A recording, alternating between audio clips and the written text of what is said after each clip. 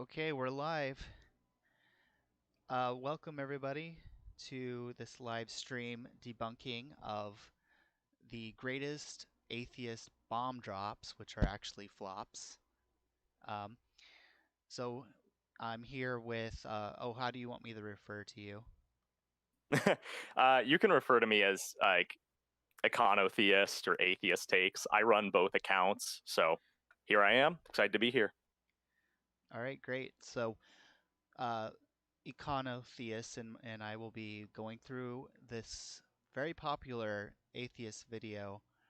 Um, the only reason we're responding to it is because the video has like 300 something thousand views, and it's like the first video that comes up whenever um, whenever you Google it on or when you search for it on YouTube.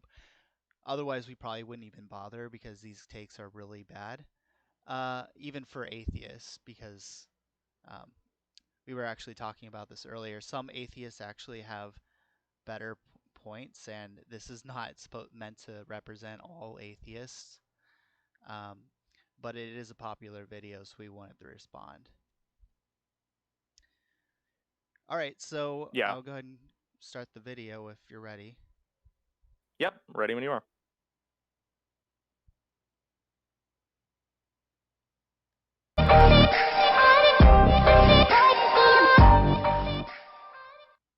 If God is dead, everything is permitted. That's what scares them. Well, on the contrary, that assumes that human beings have no feeling about what is right and wrong. As the only reason, is the only reason you are virtuous because that's your ticket to heaven? Is the only reason you don't beat your children to death because you don't want to go to hell? It seems to me that it's insulting to human beings to imply that only a system of rewards and punishments can keep you a decent human being. Isn't it conceivable a person wants to be a decent human being because that way he feels better, because that way the world is better? I would like to think, I don't believe that I'm ever going to heaven or hell. I think that when I die, there will be nothingness. That's what I firmly believe. That does not mean that I have the impulse to go out and rob and steal and rape and everything else because I don't fear punishment. For one thing, I fear worldly punishment. And for a second thing, I fear the punishment of my own conscience. I have a conscience. It doesn't depend on religion. And I think it's so with other people too. Besides, even in societies in which religion is very powerful, there's no shortage of crime and sin and misery and terrible things happening despite heaven and hell. I mean, I imagine if you go down death row, a bunch of murderers maybe who are waiting for execution, and ask them if they believe in God. They'll tell you yes. Okay, so All right. I decided to play that through that whole clip because it's a one continuous thought. But here's the thing. First thing I want to point out is that he completely dodges the question, I think. Um, the question wasn't whether people can be good without God. Um, the question was whether anything is morally wrong without God. Um, so people may, even if we accept his premise, it's possible that people all are good even without God. However, that doesn't mean that what we mean by good is actually objectively good. It's possible that all people um, without God would still not murder, but that doesn't mean that we ought not murder. It just means that's just the behavior that they would exhibit. So that's Yeah. my primary objection to his position. Do you want to add anything else? Yeah. I was just going to add kind of onto that. So the typical argument of which I'm not necessarily a fan is the moral argument. I think I don't know who really popularized it, but I hear it a lot, especially from like William Lane Craig, whom I respect a lot, for the record. It's basically like objective morals come from God. So if God does not exist, then objective morals don't exist. And so, yeah, if God doesn't exist, then anything is basically permissible because there are no morals. And I'm not a fan of that because, you and I are Aristotelians and Thomists, so we affirm natural law theory, which we'll discuss in a second to kind of clarify that. But, what's really important here is, as you said, he's just not responding to the actual argument. The argument isn't saying, hey, if you're an atheist, you're going to do everything terribly wrong. That's not the argument. The argument is, if there is no God, then there is no morality, or at least no objective morality. And so, like, for one, your conscience doesn't make sense. Any appeal to higher morality just doesn't really work. So it's much more a question on the status of morals, almost separately from humans, than it has to do with the behavior of humans. Then another really quick thing I wanted to add is it's not really a sin to say that Christians sinning means that Christianity is false. It's like we have 1 John 1:8 that says, if we say that we have no sin, we deceive ourselves and the truth is not in us. So I mean, we affirm that we sin, like it's real. Yeah. Also, a lot of people respond. This is a common atheist response. Is like, well, so you're only good because God says, God says you shouldn't be bad, or they'll say, well, if God didn't exist, you would murder, and that's not what we're saying. I mean, I still wouldn't murder if God didn't exist. However, that doesn't mean that it would be wrong for me to murder. Like, just because I wouldn't murder if God didn't exist doesn't mean that doesn't answer that question.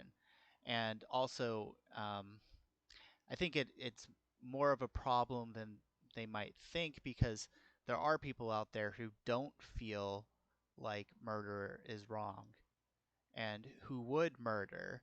Not me personally, but some people would. And, whether you want to dunk on them for being bad people or not, that doesn't answer the question of why they should be good people at all. Yeah. Let's describe our natural law theory view slightly, just to kind of clarify for everybody, because we don't want to just throw it off in passing and not explain this. So basically, within a natural law framework, we kind of reject the moral argument to some extent, because the way that we look at morality is we look at morality within the not perspective, but within the context of natures of objects. So we'd say that, like, morality is based on how things ought to be, effectively like the due effect of a cause, if that makes sense. And so morally, you look at how exactly something is properly to function, just based on how it is, based on its nature. And from there, you develop a moral framework. And so we don't think that God just sits down and says, I want this to be moral and this to not be moral. That's not really how we look at things. The thing is, we ultimately do say that morality comes from God because he creates those natures, but I think it's a bit more nuanced of a view than what, academic philosophers would call like divine command theory. Any thoughts on that? No, that's exactly right. And it's important that we remember that it's not just arbitrary commands by God, because it's dependent upon our natures, and then also God's necessary willing of himself as the last end, which means that God necessarily wills the good. That said, I think we should probably move on to the next clip at this point. Yep, I'm ready when you are. Greatest misperception that exists in the public mind about atheism? Oh, there's lots of them. I would say the greatest misconception about atheism is that we're not nice people. I think that a lot of people think that morality comes from religion. Religion teaches that morality comes from religion, and therefore if you don't have religion, you don't have morality. So I think the greatest misconception of atheism is that we're not nice and or immoral, which of course cannot be the case. It cannot be the case because all the data combats that. The population of people who are non-religious in this country, depending on your polls, goes somewhere between 15 and 30%. the population of atheists or non-religious people in federal prisons is 0.07%. 0.07 of 1%. So the amount of people, the amount of atheists who are committing crimes is tiny compared to the amount of atheists out there. On the other hand, if you look at it from a morality perspective, from an outside perspective, you can see what's happening. People change churches for a reason. They change churches because they don't agree with the church they're in. If they don't agree with the church they're in, so they say, okay, well, this church isn't doing something, it's not striking my moral fancy. I'm going to go to this church over here because it does. Well, that means morality is independent of religion. And then what they do is they go to this church over here that says, okay, your morality is correct, and God says so. And then they say, God gives me my morality, right? And it's kind of backwards, but that's how it works. The reality is that every single human picks their own morality. Morality is relative. And everybody picks it. Everybody chooses it. The only difference between an atheist and a theist is that an atheist will internalize it and say, this is my morality. And a theist will say, this is my morality because I get it from my religion.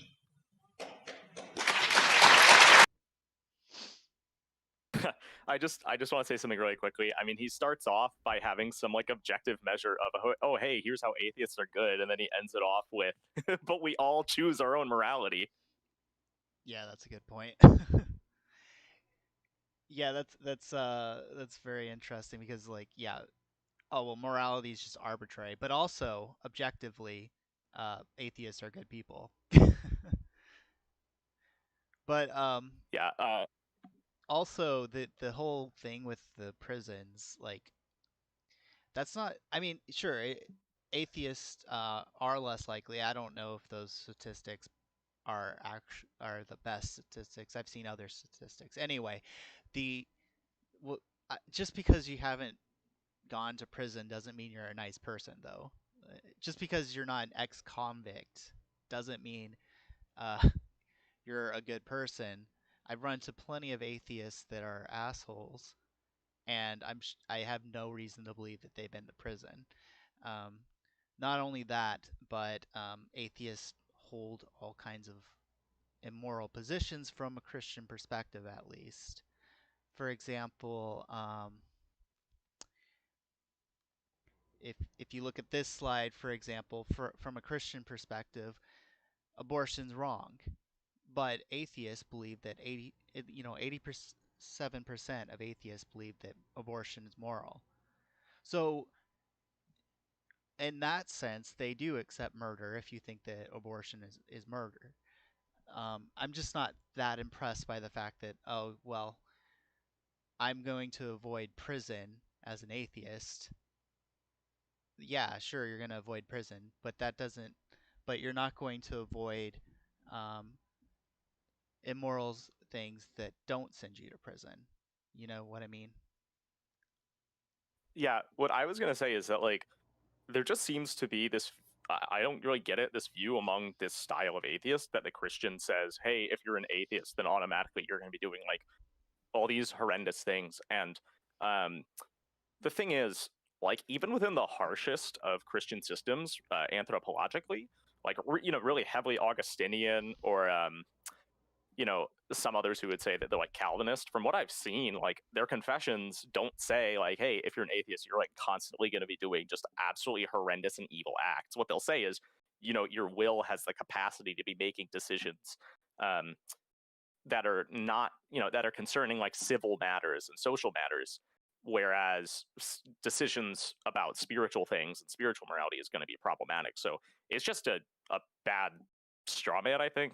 I mean, I bet, yeah, there's going to be Well, somebody who says, if atheist, sorry, go on.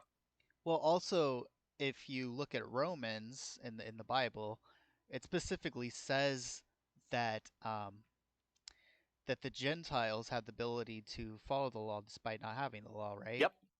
Yeah. And that's Romans 2. that's be, because of our ability to determine what's good and wrong from nature. So Yep. and yeah, so it goes back to the natural law thing. We don't think necessarily that you have to believe in God in order to be good. However, that said, it does seem like whenever people turn to secularism, um, they do seem to degenerate in certain areas on moral topics. Yeah. I don't really have anything else to add on that part, but he also talks about this notion of people, they change churches because, their morality is determined by themselves, by their feelings, and then they say, oh, God gave me this. And I'm really not buying that. I mean, yeah, there are people that do that, especially like the evangelicals who say that like you can trust your feelings immensely, which is directly against the text. And like you're not going to find pretty much anybody in history within, Orthodox Catholic Christianity that's really saying that. Because, I think it's in Jeremiah where it says like the heart is deceitful above all things, who can know it? But what's important is like in a lot of the cases where someone changes churches based on a moral position, what they're going to be saying is, I am going to, or sorry, like from a liberal to a conservative one, they will say, hey, the text says this, and you're not following it, yet you claim to be Christian, therefore this church is not the right place to be considered Christian. Therefore, I will go to a place that respects the text and actually affirms it. Whereas oftentimes a conservative going liberal will do the opposite, or not the opposite as much as sometimes they will go based on their feelings. And I've seen it. So there definitely are those people. But the problem is we as Christians look at them and say, yeah, you're making a bad choice. You're not doing what you're supposed to. So we would equally critique those people. Yeah, exactly. Actually, myself, as a convert to Catholicism, part of the reason, not the whole reason, but part of the reason I converted to Catholicism is because I believed that the natural law taught things that a lot of Protestant churches don't accept. That we could determine certain things from nature that are wrong. For example, contraceptives. Most Protestant churches say nothing about contraceptives, or the impermissibility of divorce, which Christ teaches in the scriptures.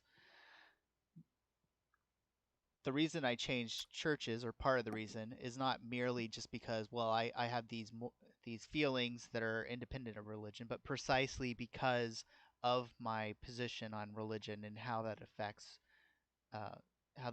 objectively affects morality. Yeah, and that's how most converts are from a lower church tradition to a higher church one. I'm going to disclose here that I left evangelicalism for like, high church Lutheranism.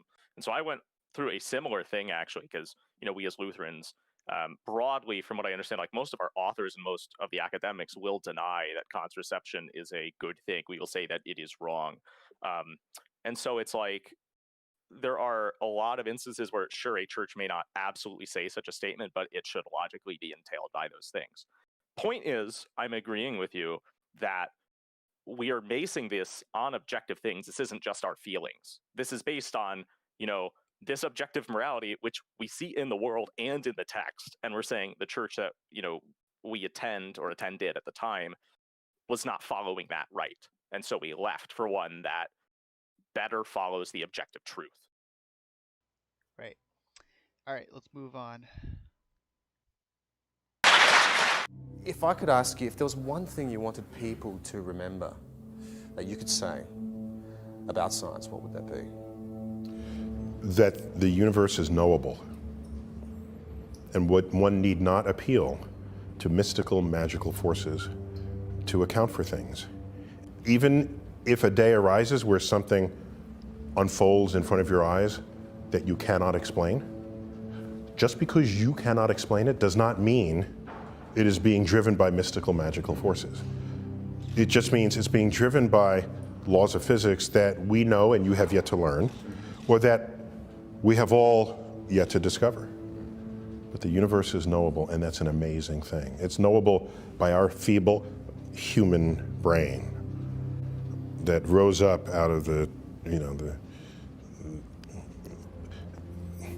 Serengeti, the plains of Africa, to rise up just to survive, to not get eaten. And we build a civilization where we have sufficient free time so that we can contemplate our place in the universe.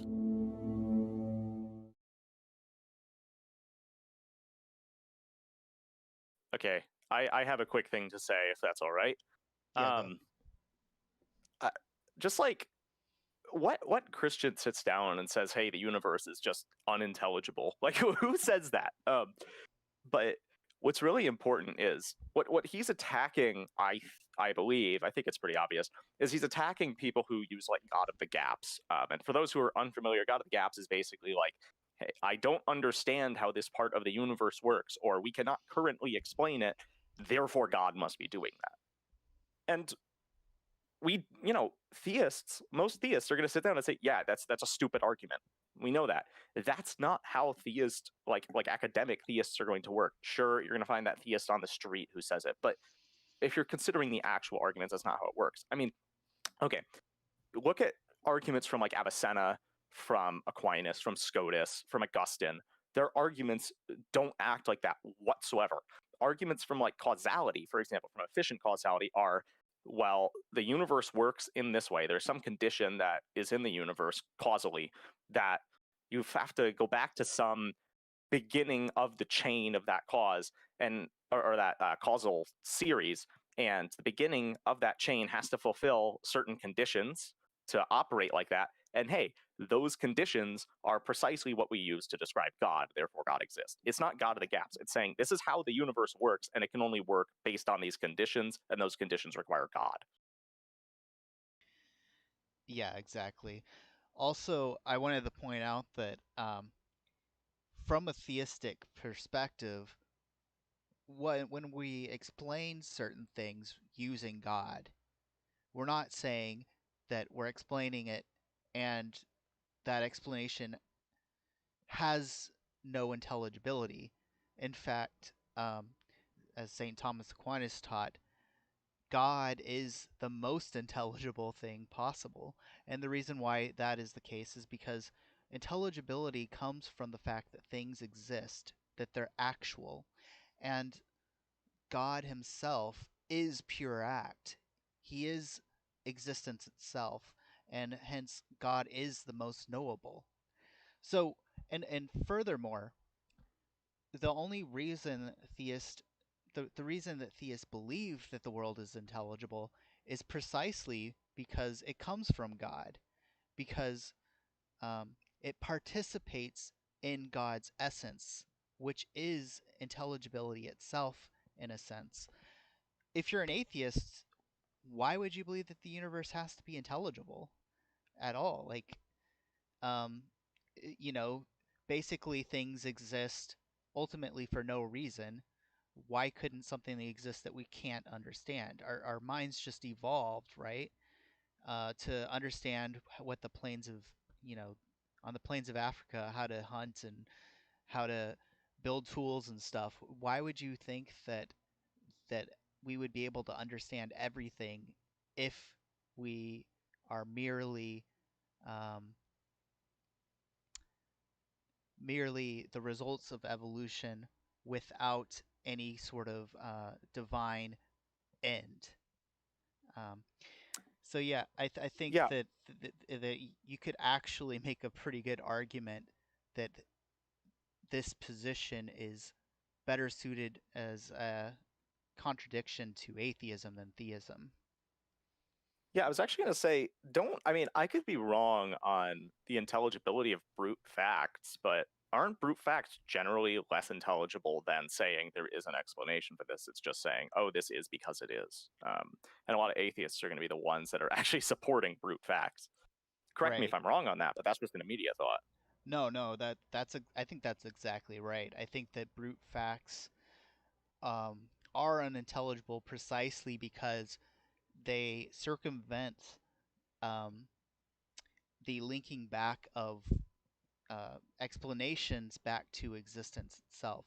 And that's what theism does. It links back the explanation of all things back to God, who is existence itself, whereas atheism is trying to avoid that and is making things unintelligible by appealing to brute facts instead. Yeah, final thing I want to say here is just that, like, it's kind of funny that he says that, because I feel as though, and I mean, just adding on to your point, the most intelligible system should be a system that affirms something like universals, and I think that science kind of requires them to make any sense. So if you're going to try to talk about intelligibility, you should have some kind of theory of universals or forms, whatever you want to call them, that makes sense.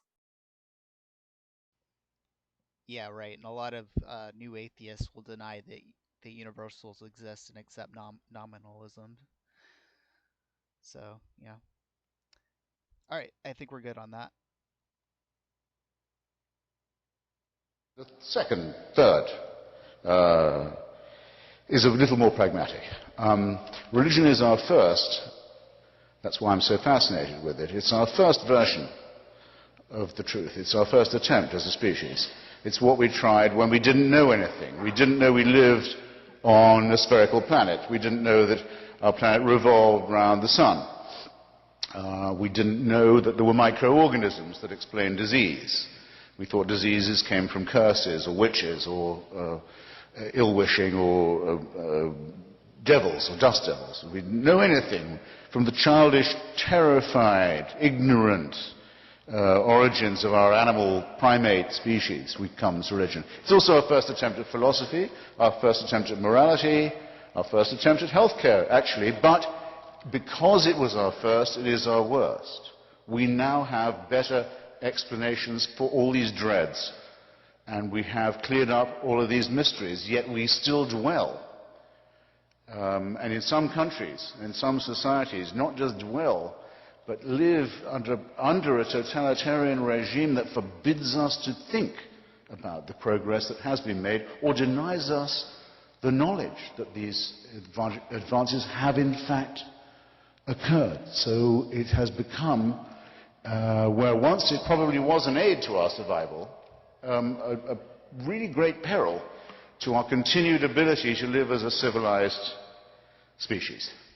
Thus, it seems to me that in point of its proposing of a totalitarian solution to what is after all a real problem, to its ghastly reliance upon the supernatural rather than the much more miraculous, much more beautiful, much more elegant, much more numinous, much more harmonious natural explanations.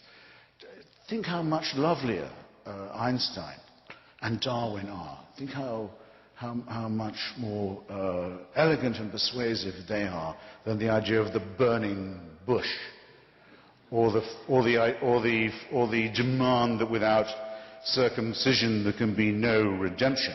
Just picture it. Yeah, I got a really quick, two things to say there. One, on the idea that without circumcision there can be no redemption, I really don't think he understands the Old Testament that well.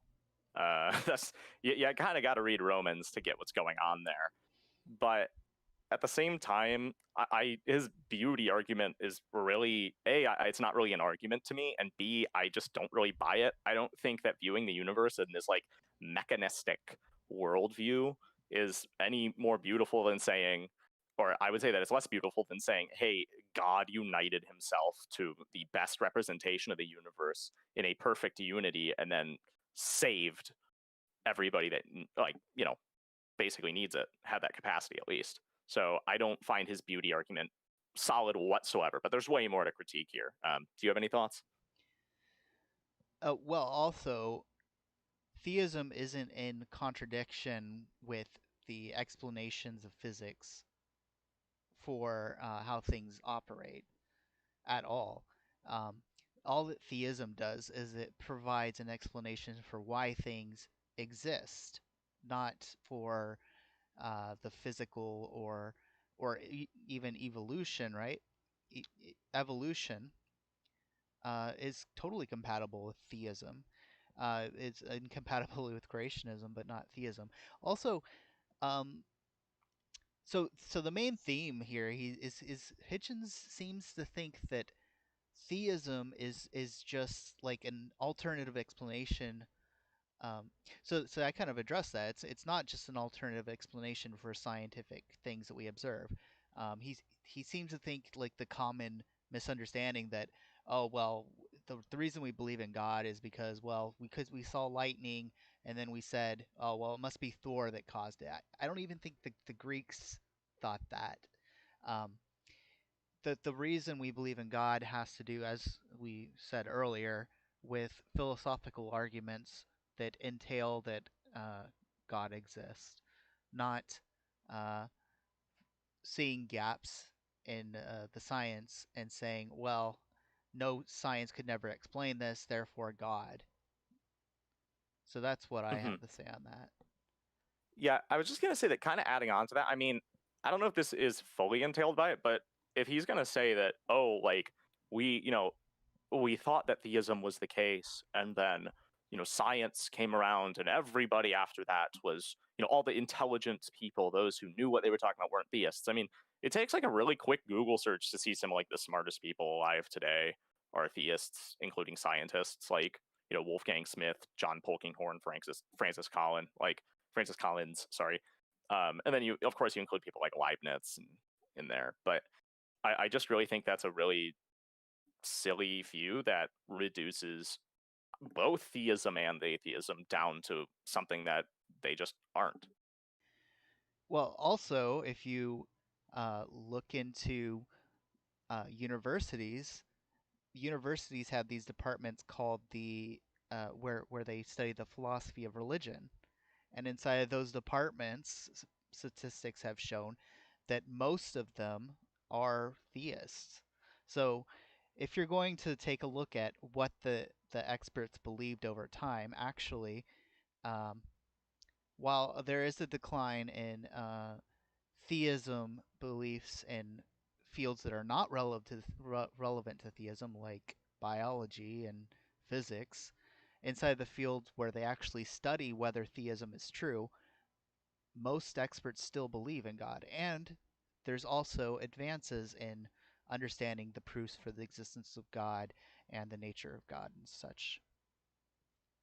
Yeah, just a final thing. Even though there are, like those systems, like let's say that theoretically you had like maybe way less than what we have of people within philosophy of religion departments that support religion, they are still debating the idea of religion. They're not considering it something what that Hitchens says, where it's just, oh, it's this like absolutely medieval and pre-scientific thing that we can just throw away and get rid of everything, and it's just, why do we even consider it? Like, you have to tell all these guys who, including atheists, who've spent so much time in their lives discussing it, that their work was basically useless. Like, tell Oppie that, tell Oppie, tell Sobel, these people who've actually engaged with theistic arguments, that, hey, why are you arguing with something that's just so like useless and so pointless that everybody denies it, everybody who's intelligent? I mean, I think that's an insult to even atheist philosophers. Right. I recall Quentin Smith, for example, pointing out that theism is actually still um, something worthwhile. And Quentin Smith, for those who don't know, was an atheist philosopher. So people that actually understand the topic don't think that uh, theism is some outdated view, even if they don't believe in it. Um, yeah. So on this next clip, I think we might need to stop it more than we have. I don't think we can just play through completely, if that makes sense, because he makes a lot of different points. But we'll see how it goes, I guess. Yeah, fine. You should be doing over and over again is comparing the predictions or expectations under theism to under naturalism. You find that over and over again naturalism wins. And I'm going to zoom through these. It's not the individual arguments that are important, it's the accumulated effect. If theism were really true, there's no reason for God to be hard to find. He should be perfectly obvious, whereas in naturalism you might expect people believe in God, but the evidence to be thin on the ground. Okay, like I said, yeah, I think we're gonna have to stop after each point. So here's what I'm gonna say on this point. God isn't hard to find. Okay. So when atheists say that is hard to find, they're thinking of like the magic man in the sky, who just does magical things on Earth. That's not generally how theists think about God. God is essence, existence itself, as I said. He's the foundation for the existence of things. And so that means he's sustaining everything in existence. Therefore, everything that you look at is literally looking at the fact of God. If the arguments for theism are true, such as the argument from contingency, the argument from composition, etc., everything that you look at is directly the effect of God, which means that God is the easiest thing to find in the universe, other than yourself maybe, but basically God's super easy to find. So I don't find this argument from divine hiddenness to be convincing at all.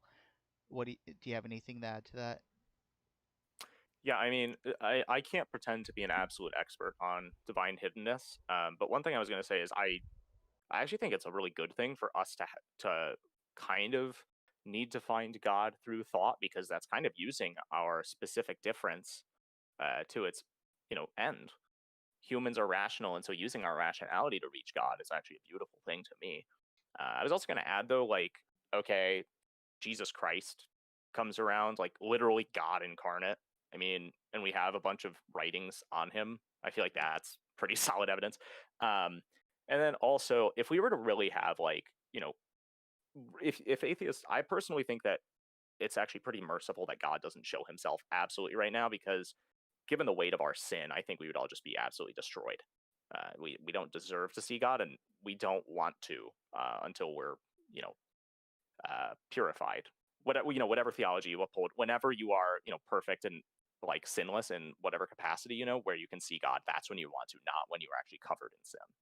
So, Well, yeah, and the scriptures are clear that it says that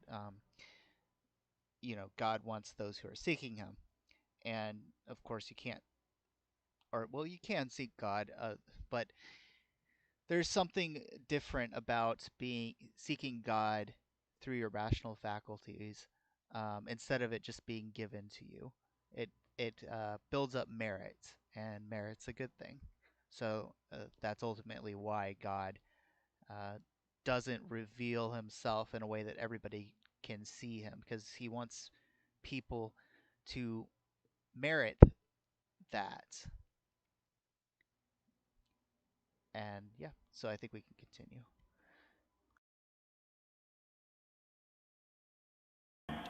Under theism, you'd expect that religious beliefs should be universal. There's no reason for God to give special messages to this or that primitive tribe thousands of years ago. Why not give it to anyone? Whereas under naturalism, you'd expect different religious beliefs inconsistent with each other to grow up under different local conditions. What do you think about that point? I mean, I don't really have way too much to say, except like, you have Romans 1, which tells us that like, everybody can see God to some, you know what I mean, see the effects of God, see the beauty of the world, and have some knowledge of him. So, if and then if we really want to talk about this idea that God has to reveal himself with special revelation to all people, I just don't really think that I don't really get why that's much of an argument. Because even in the text, it's like, even in the Bible, it says that like, God's judgment is just. And my personal belief is that with that in mind, God doesn't look at people who were, born prior to Christ and in a place where they could not know him whatsoever and say, oh, you didn't believe in Jesus, therefore you're not saved. Like, I don't think that's really how it works. I don't know many people that really would say that, but I don't really find this as that strong of an argument, though I can't say I've really encountered it before. Yeah, no, I totally agree. The so it's again looking at God like the Zeus or some kind of magic man in the sky, where the only way you can know that God exists is if he speaks to you directly, and that's the only way that God can interact with human beings. No, you can know God through experiencing everyday things, from experiencing that they change, that they're composite, and such like. So the only, the reason why we wouldn't necessarily expect God to intervene in a sort of supernatural way unless he had a supernatural end, I think. Which in the case of the Israelites, the reason why God only revealed himself to the Israelites, or which actually we don't really know that he only did that, but let's just say that he did. Um, the reason would be because he was preparing the Israelites for the coming of Christ. So there was a supernatural end to that supernatural revelation. Whereas, say, somebody in Native America, it didn't have that same supernatural end. So it makes sense that they wouldn't present it in that way, if you see what I'm saying. Yeah. If you don't have any other thoughts, let's continue it because I don't really have anything else to say there. Okay. Under theism, you'd expect religious doctrines to last a long time in a stable way. Under naturalism, you'd expect them to adapt to social conditions. Under theism, you'd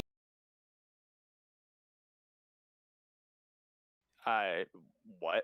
I don't really get that one, to be honest. So, yeah, I mean, I think it's going back to this idea that actually what's going on is that theists are not basing the morality on God, but they're basing it on their feelings, or the fundamental thing isn't God. The fundamental thing is society. Is sort of what he's saying. But first of all, like I said, we don't. So here's the thing.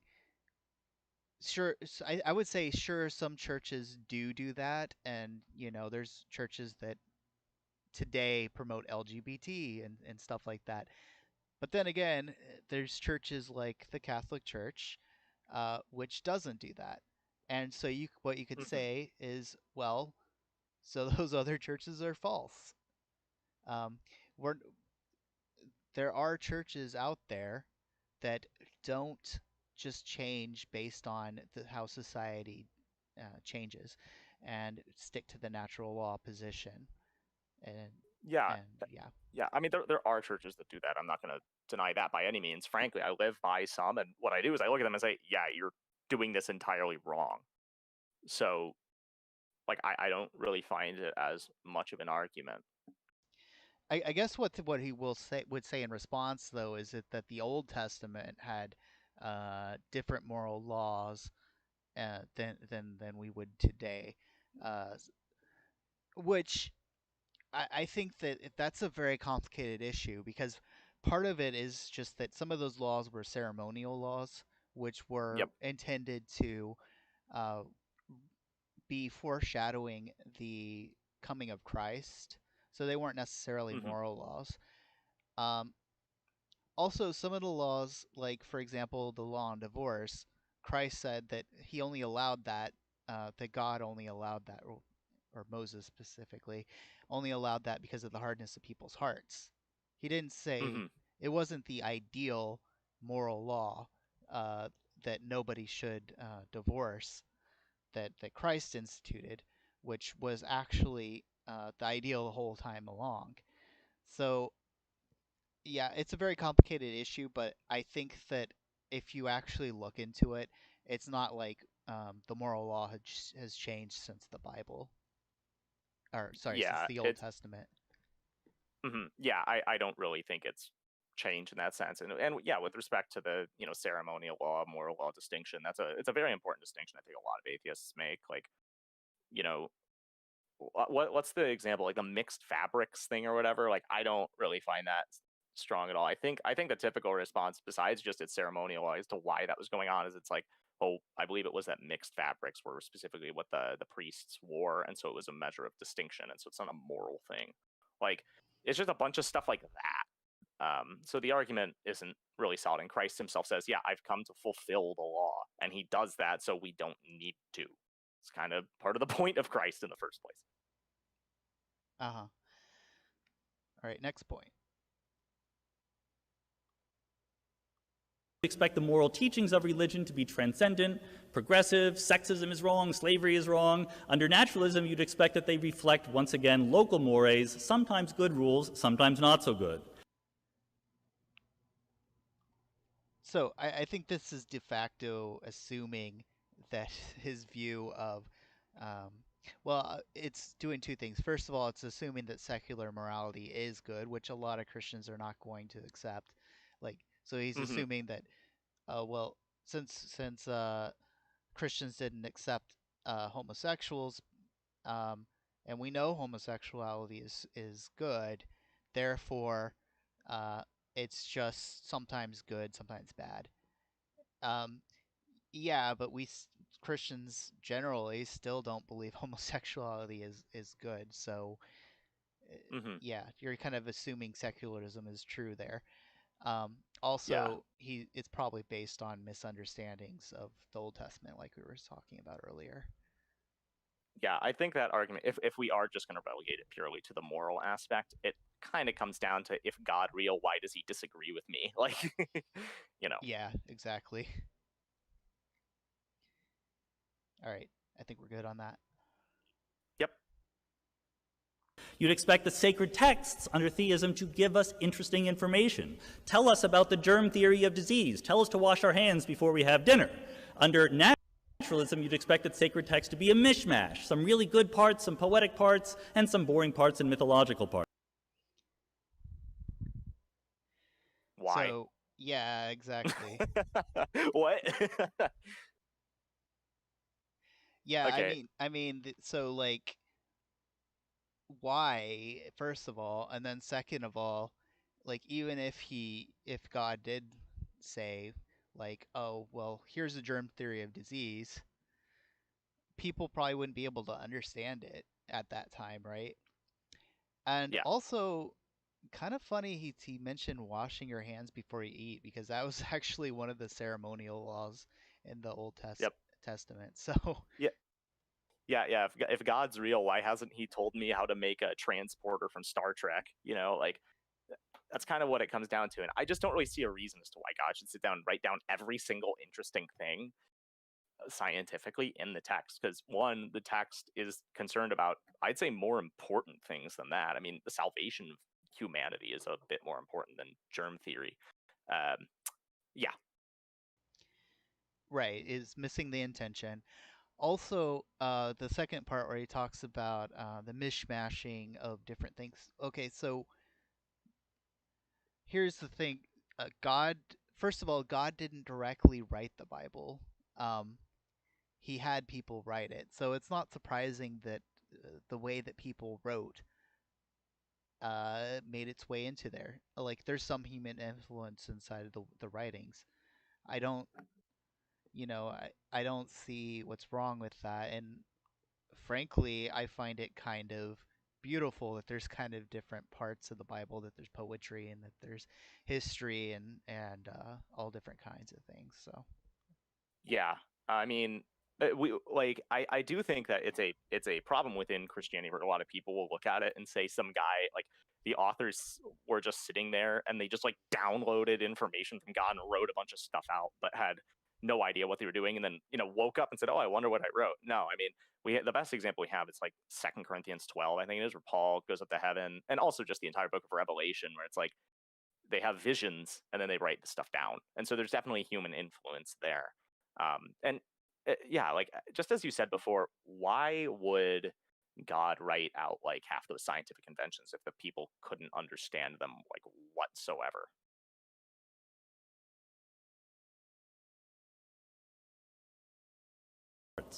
Under theism, you'd expect biological forms to be designed. Under naturalism, they would derive from the twists and turns of evolutionary history.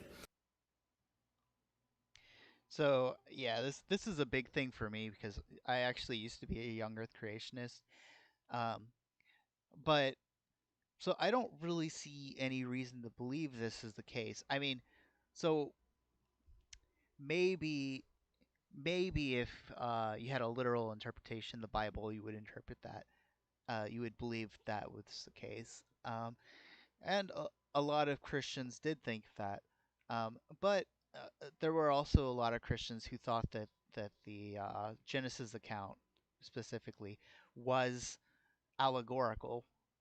For example, the origin of Alexandria, way before Darwin ever existed.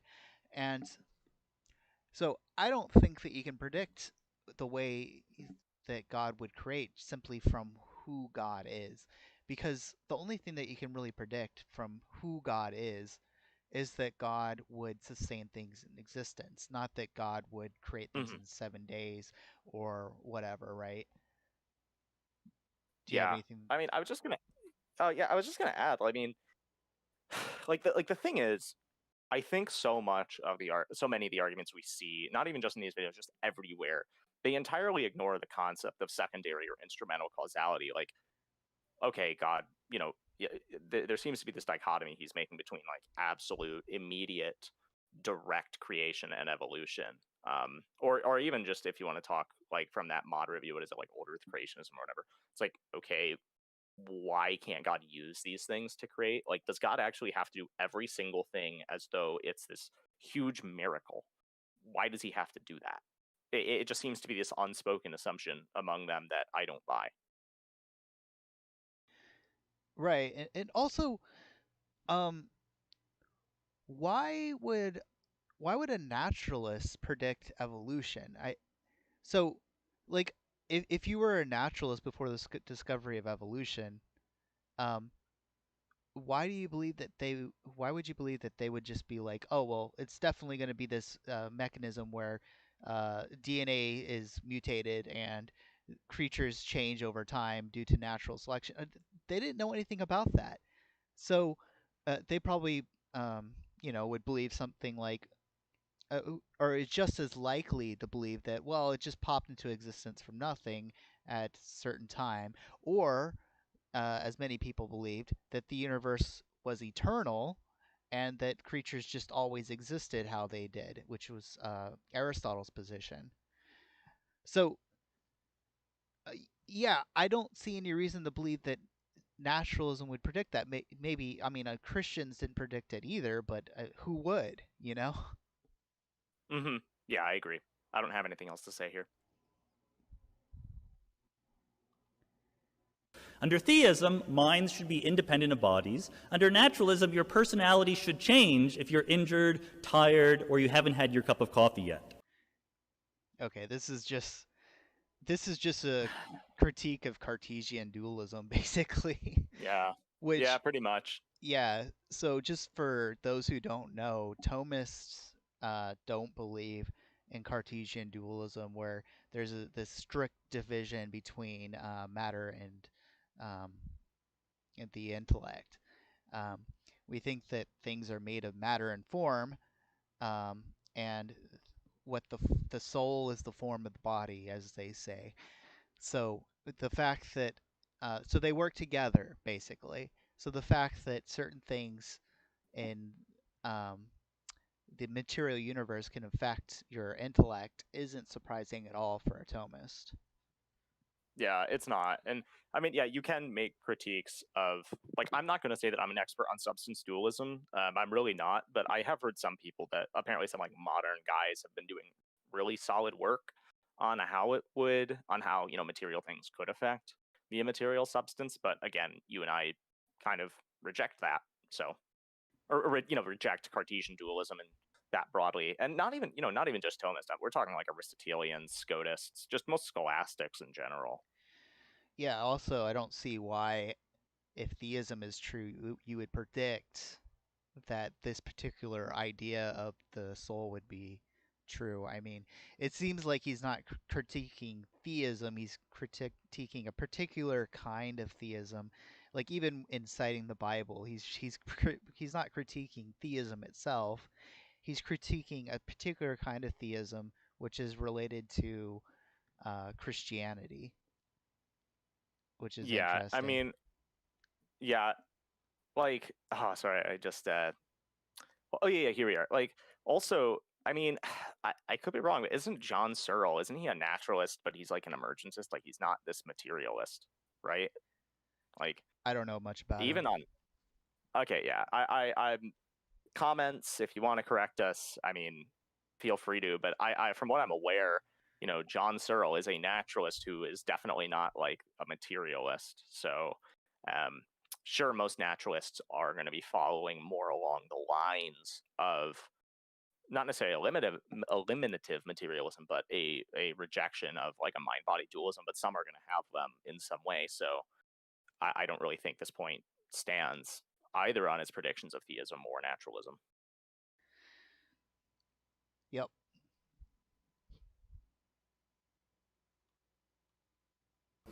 Under theism, you'd expect that maybe you can explain the problem of evil. God wants us to have free will, but there shouldn't be random suffering in the universe. Life should be essentially just.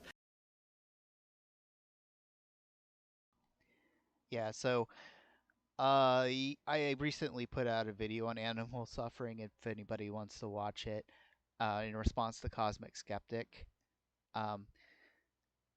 But this is a little bit of a different question because it's asking whether we'd expect animal suffering. And my response is, I think what you have to look at is, I think later on he says that you would expect the universe to be perfect. So the thing is, theists think that only God is perfect. So anything that God creates necessarily is less perfect than him. And there's no reason to think that there's no reason to think that God's necessitated to create something that is perfect, because, well, if he creates the universe, then he's not necessitated to create something perfect. In fact, what this is sort of proof of free will, actually. God has free will, so you can't really predict exactly the way that God would create the universe, in my opinion. Yeah, I don't really have much else to say there. Just watch your video that you already have out. Okay. And at the end of the day, in theism, you basically expect the universe to be perfect. Under naturalism, it should be kind of a mess. This is very strong empirical evidence. Again, Paul. Now, I know what you're thinking. You're thinking, but I can explain all of that. I know you can explain all. So can I. It's not hard to come up with ex post facto justifications for why God would have done it that way. Why is it not hard? Because theism is not well defined. That's what computer scientists call a bug, not a feature. Mean by, theism is not well defined, because I'll be honest, even if you're an atheist, there are volumes and volumes of theist works from so many different groups. I mean, like, look at analytic theism. Analytic theism is pretty, I would say it's pretty new. You know what I mean? I'm talking about J.P. Moreland, William Lane Craig, who I believe Sean Carroll here's actually debating with in this video. But those guys have put in a massive amount of times to define what theism is in their worldviews, and they haven't had nearly as much time, compared to the thousands of years, I guess thousands or hundreds of years that you'd say like a classical theist would. So I don't really get what he means by theism is not well defined. Is he just saying that it doesn't answer every single question that he can come up with immediately? Oh, well, I think what he's saying is that theism can explain so many things because basically, I think the idea is so supernatural can be used to explain anything is basically what he's trying to say, I think. So oh, well, there's fossils in the ground. Well, you can explain that if you're a young Earth creationist and you don't believe in evolution. You can explain that by saying, well, God just put them there just because he felt like it. And yeah, that's true, but I don't. So the thing is, that applies to any free creature. You can explain why any free creature did anything, basically. I don't think that means that there are no free creatures, and that's a bug, Yeah. And so, and it's not like there are no way of challenging theism. There is no way to do it. If it's just that those ways fail, is basically what I think. So, whenever it comes to the problem of evil, there could be a way that could disprove theism, such as if it proved that God is not omnipotent, or if it proved that he's not omnibenevolent.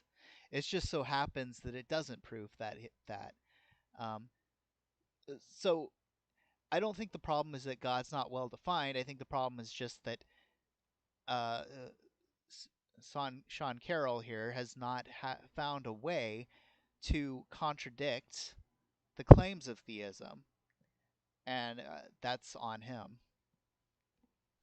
Yeah, I was just going to say, I mean, I feel like this is something that happens all the time with any worldview, though. Like, yeah, okay, you're presented with something that seems hard to explain, and then you say, okay, what is the logical entailment of my worldview? And you take a while to figure out what the truth is. I mean, I don't, like, correct me if I'm wrong, as you just did, but I don't really see why that's fully an argument and something that he's immune to. I mean, I'll be kind of honest. Yeah. What I look when I look at like the concept I mentioned them before, but brute facts, I think that is a perfect definition of something that's just made up to, fulfill a certain condition, like to fulfill something that they can't fulfill otherwise. Just saying, instead of asking, okay, when we ask like why is some event X or some object X this way instead of some other way, they just say, well, it has to be. That's exactly what he's talking about, and it applies to his own system. Right, and there's plenty of things inside of physics that we don't understand, and which someday we'll find an explanation for. And I could just say, oh, well, that's just because physics isn't well defined, and you were able to find an answer because it wasn't defined enough to where this problem actually defeats physics. It's just not a good argument. And so let's move on. Immanuel Kant famously said, there will never be an Isaac Newton for a blade of grass. In other words, sure, you can find some physical explanation for the motion of the planets, but never for something as exquisitely organized and complex as a biological organism. Except, of course, that Charles Darwin then went and did exactly that. We can paraphrase Dr. Craig's message as saying, there will never be an Isaac Newton for the cosmos. But everything we know about the history of science and the current state of physics says we should be much more optimistic than that. So, first of all, Immanuel Kant, he wasn't necessarily the smartest person in the world. So, I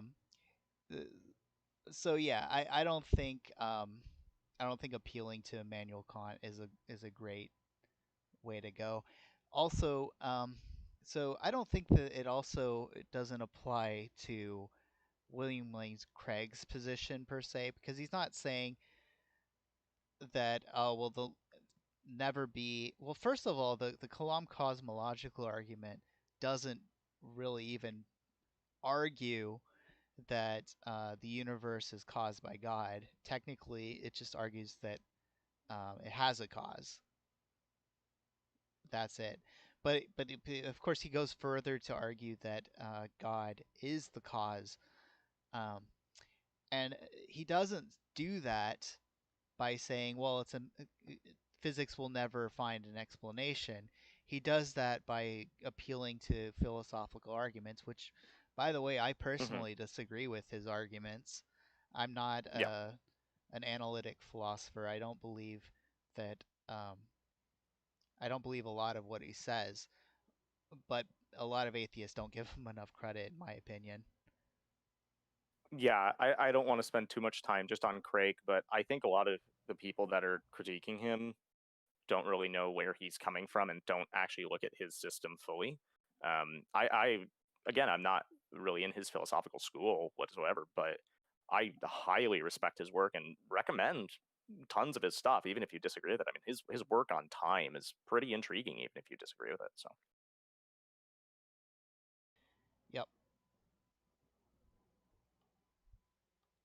Thank you. Please.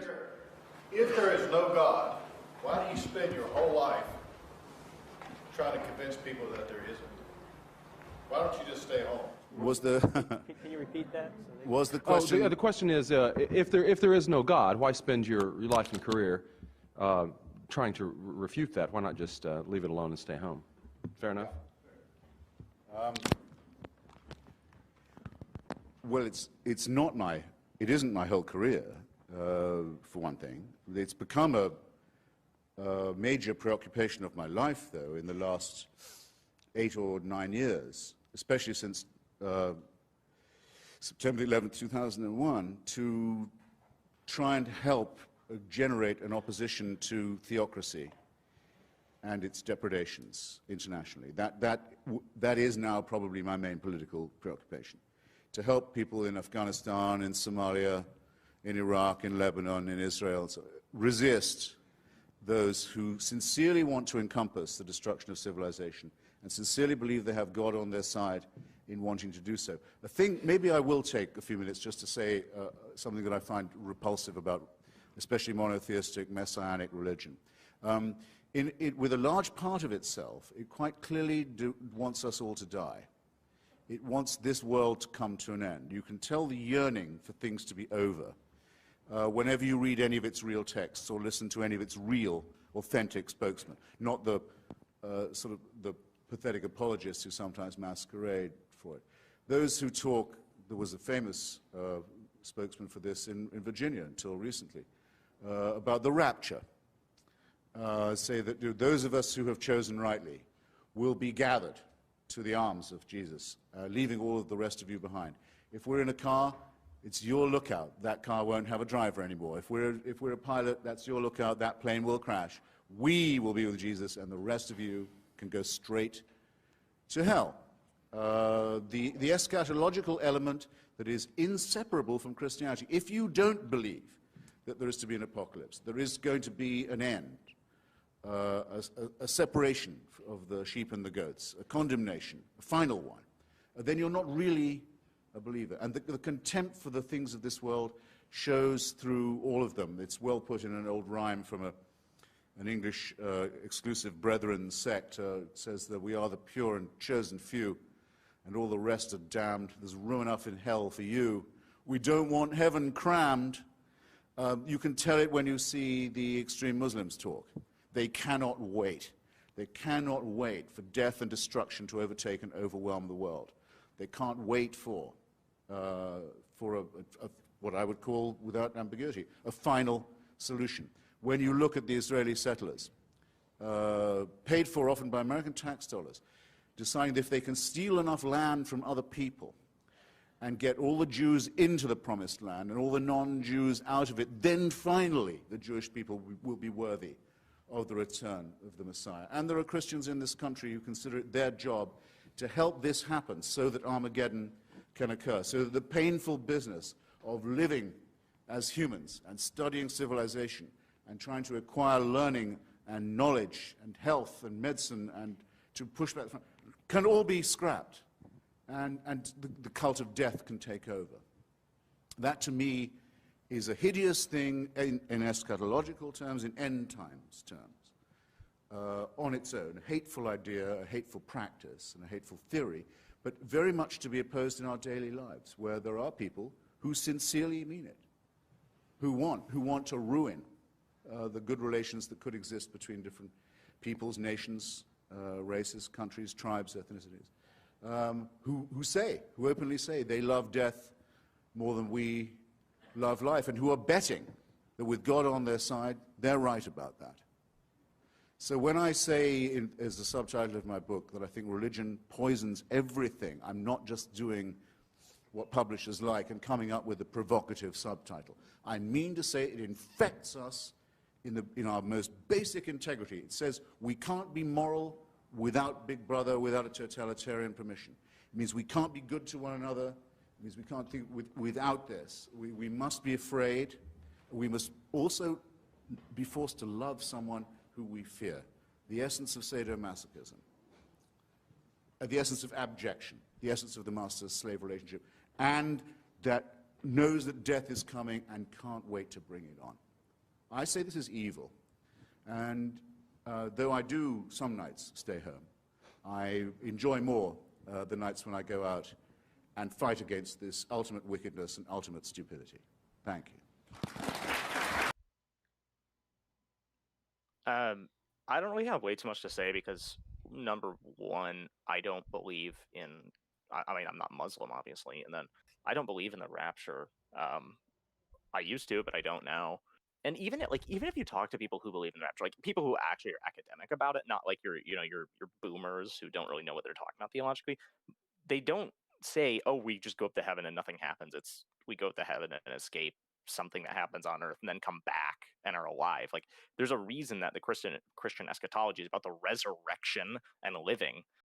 When Paul talks about wanting to die, he's not talking about it as though the flesh is evil in some platonic sense. He's talking about it in the sense it's like, the flesh is leading to my concupiscence. It's concupiscence, which means like, the inherent desire to sin, and he has a struggle with sin throughout his life, and we all do, that we wouldn't really have to deal with if he was not in his current body. But the eschatology is that we have a perfected body where we don't have those problems. So that's really honestly all I have to say, because much of these attacks are against systems I don't agree with.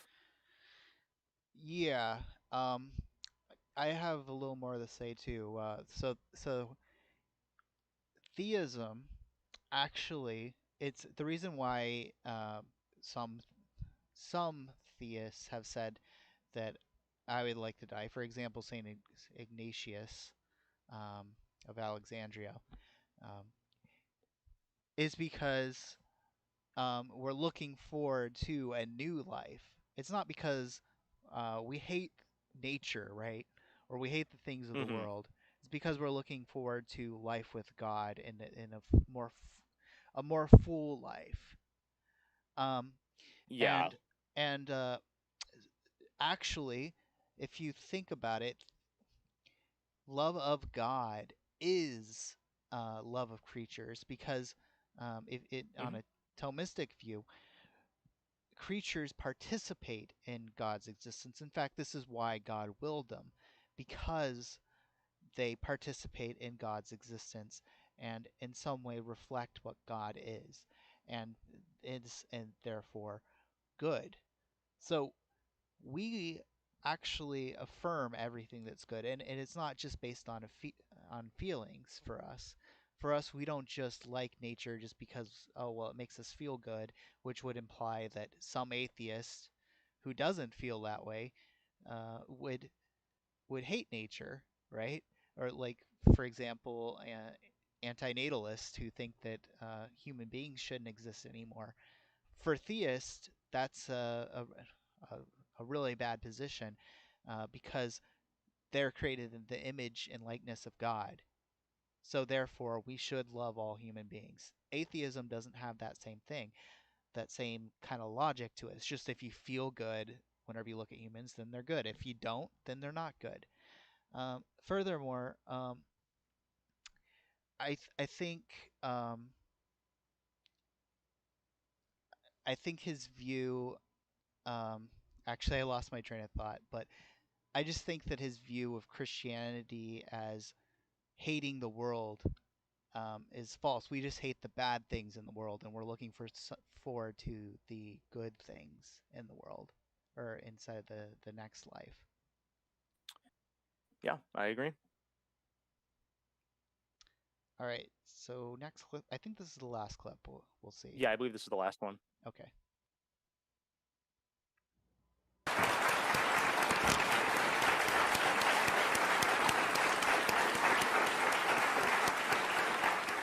Then I'll give you one final thought experiment. This is what you have to believe now, if you're a monotheist. Because we now know things we didn't used to know. We know that the human species could be as much as 200,000 years ago. Did it become separate from the Cro-Magnons and the rival pre-human species? Could be as little as 100. Richard Dawkins thinks 200,000. Francis Collins, who did the Human Genome Project, who's, by the way, C.S. Lewis kind of Christian, thinks 100,000. All right, I'll take 100. I'll take 100. Here's what you have to believe. For 100,000 years, humans are born as a primate species. Expectation of life, what, 25 years for the first few 100,000 years? First few tens of thousands of years. Infant mortality, rife. Microorganism disease, terrifying. Earthquakes, volcanoes, extraordinary. But and fights over land, over territory, over food, over women, over tribalism. Frightening too. For 96,000 years, heaven watches this with folded arms, with indifference, with coldness. And then around 3,000 to 4,000 years ago, but only in really barbaric, illiterate parts of the Middle East, not in China or where people can read or think or do science. No. In barbaric, illiterate, backward parts of the Middle East, it's decided we can't let this go on, we better intervene. And what better way than by human sacrifices and plagues and mass murder? And if that doesn't make them behave morally, we just don't know what does. If there is a single person in this room who can bring themselves to believe anything remotely like that, they convict themselves of being, first, very stupid, and second, very immoral. And thus it seems to me that the case for divine intervention and for the supernatural falls, and that we should be glad that it's fallen. And thank you. All right. Do you want to say anything on that?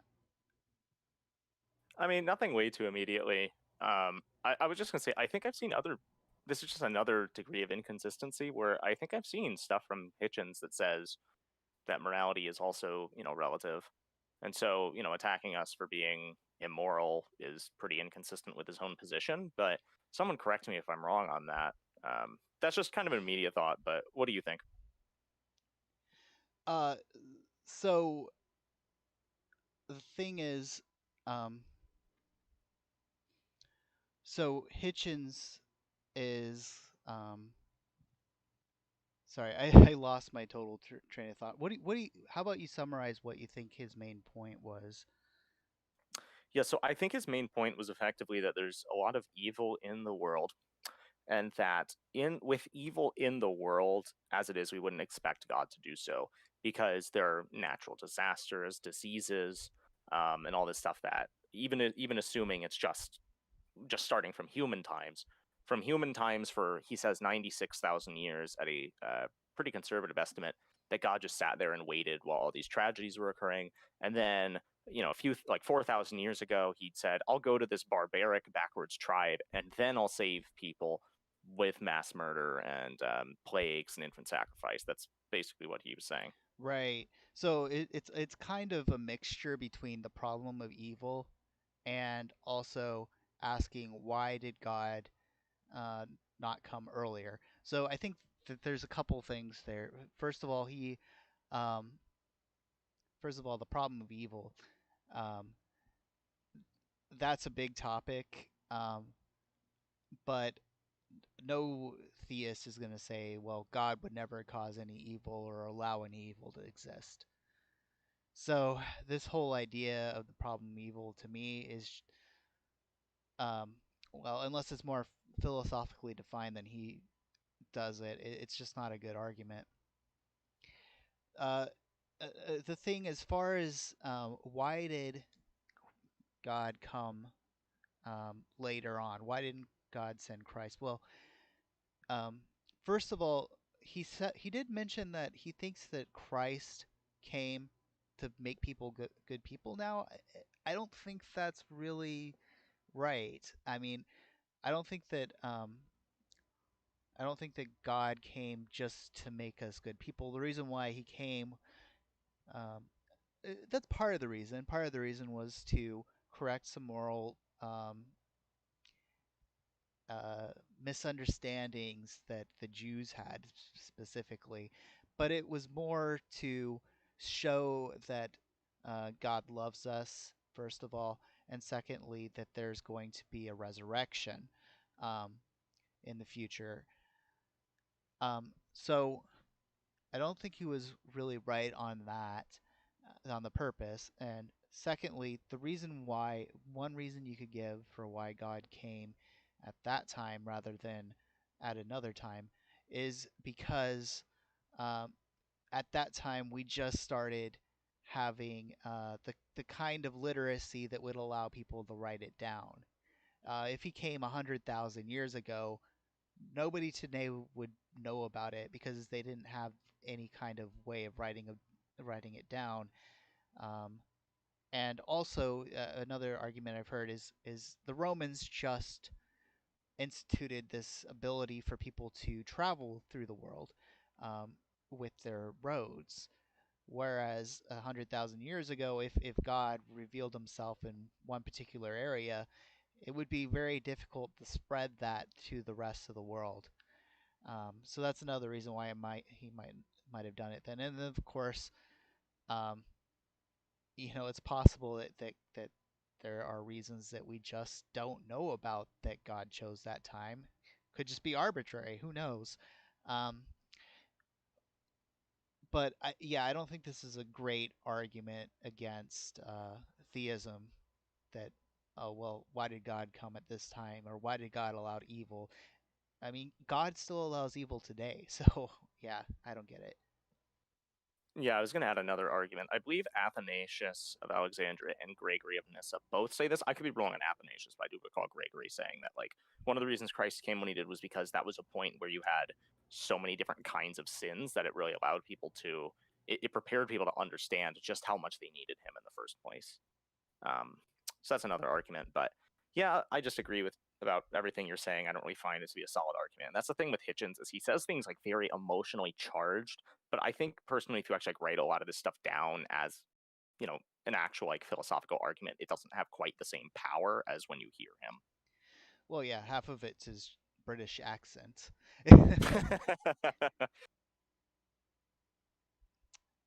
Yep. Anyway, I think that's going to be it. Thanks for everybody who tuned in and who is watching this later. Appreciate the views. Hope to do this in the future, and thanks, Econ Theist, for coming along. Yep, always a pleasure. All right, thanks for watching. Bye. Bye.